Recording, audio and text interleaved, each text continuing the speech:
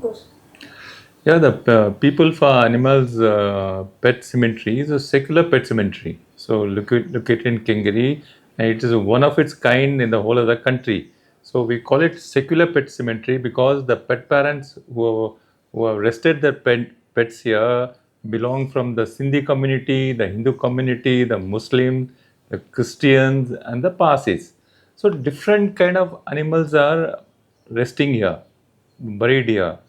So majority are dogs and cats, and there are rabbits, hamsters.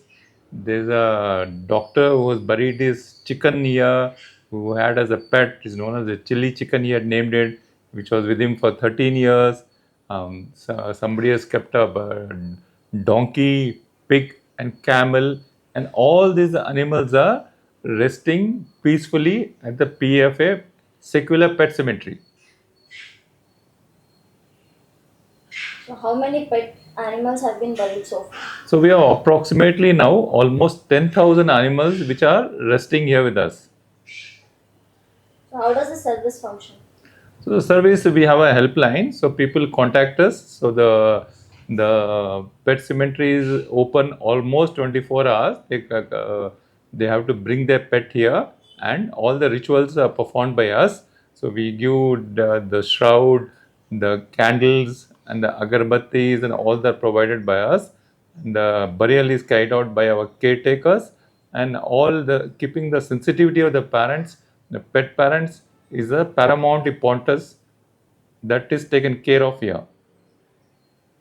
Are there any charges and how much? So we don't have any charges. It is basically donation. So we take a small amount of donation which runs the PFA Wildlife Hospital and the Conservation Center. So for 1 year we take a donation of 5.5 K, and for 3 years resting place we take a donation of 20,000 rupees, in which a black and white epitaph, granite epitaph is made with the photograph of the pet, and a heartwarming lines are engraved.